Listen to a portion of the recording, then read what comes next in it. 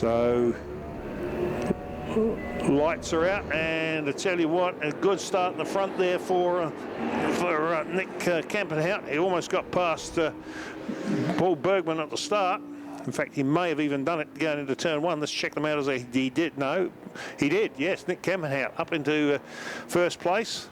Got past Paul Bergman. If it's anything like the previous race, he'll check out from here. So through the up and over, he's already gapped Bergman quite considerably as they come over the up and over.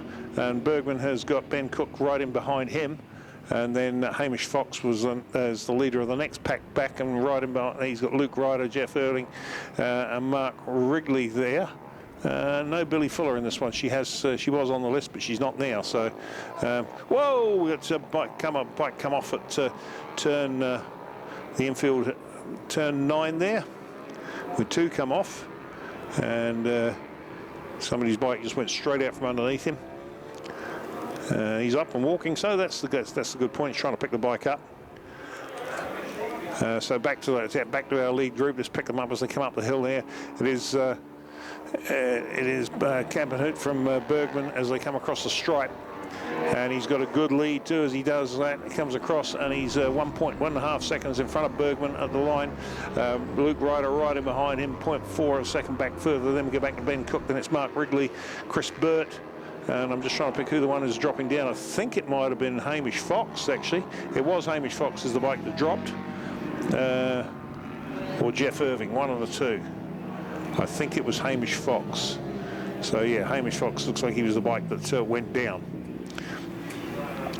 So, as we've got another one that's gone off somewhere. Let's have a look. Who's going back? Yep, we have another bike that's gone off up the escape road. And another rider walking around, so he's okay as well. That's the good thing. They come off, it's not great, but it's terrific news if they stand up and walking away. So down into our lead bike, heads into the Dale ITM, which is Nick Campenhout, Paul Bergman there in second position, trying to hang on. And in third there, it's Luke Ryder. And the gap's about equidistant between those three. And then there's a big gap back to Ben Cook in fourth position as he comes up the hill. And actually, no, it might be Mark Wrigley is in sixth position as they come up the hill. Let's have a look. Yes, there's Mark Wrigley in fourth position, and Ben Cook. Ben Cook's dropped down, so it'll be Ben Cook who's gone up the escape road by the looks of things. So, has he got it moving again? Let's have a look. Yep, he's moved the bike, he's up. I don't know whether he's riding or not, but the bike's not there anymore. So let's go find our lead bike again here. Where is he? They comes up the hill now. Drops down into the Porsche dipper now. Bergman is starting to eke a bit closer again to Campenhout. He's pulled away a little bit from Luke Ryder, but all three of them have just gapped Mark Wrigley by a country mile. And then he's got quite a substantial gap back to Chris Burt and Tim Rattray, who are having a good scrap between themselves there. And then behind them, it's Jerry Muir and Sean Parker are having a great go at it. And then it is Alistair Wilton and Scott Fenton and Carl Campenhout, not too far back from there. So Nick Campenhout across the line one more time. Bergman a little bit closer this time. And then Luke Ryder came through in third position.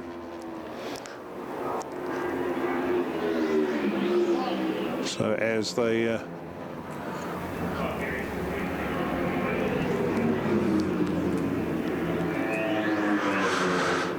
so our leaders are, where are our leaders?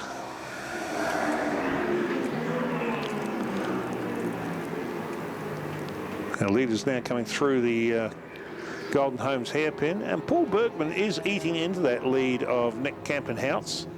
It was 1.7 the last lap around. It distinctly looks closer than that now. I'd say it's probably just a second in it by now as they head down towards the Dale ITM sweeper. Let's keep an eye on that as they get down there. I think Bergman's closing a little bit on the lead bike.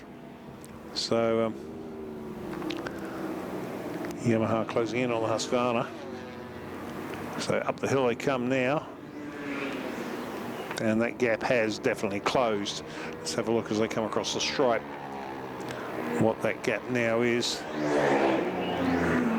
And it has come down, and Bergman just sets the fastest lap of the race with a 113.396. So he's the only one of the 13s, and he's about 2/10 quicker than Nick Campenhout. But he's and he is closing in on Nick Campenhout. So I'm not sure if Nick's aware of that yet, but I no doubt he'll get some peripheral vision as they go through the next turn, and a back marker in the way as they go down into the hairpin. That will hold Campenhout up, and then Bergman follows through and manages to get past the back marker as well. And a little bit later under brakes, closes a little bit more into the hairpin there, the Porsche Dipper, as they head down towards the Dale ITM sweeper one more time.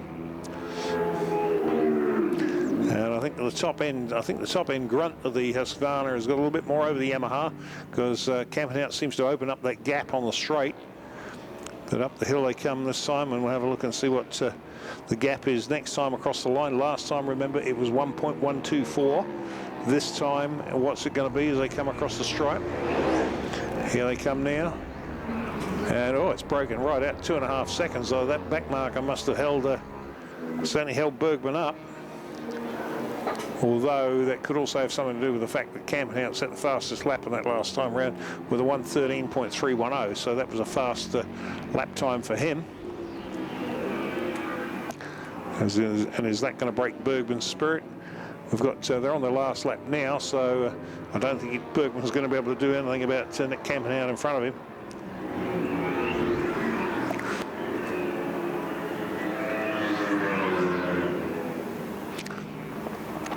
So here they come down to the Porsche Dipper now for the final time. Campenhout leads, fastest lap last time round. Bergman in second position, and Luke Ryder in a very, very lonely third position. So he's about 300 metres or 200 metres behind the second place bike, but he's a good 200 or 300 metres in front of the fourth place bike. So had a very lonely race. And next up was Mark Wrigley, then Sean Parker, and then Tim Rattray in that order. And checkered flag comes out for Campenhout, takes it out with Bergman through in second position.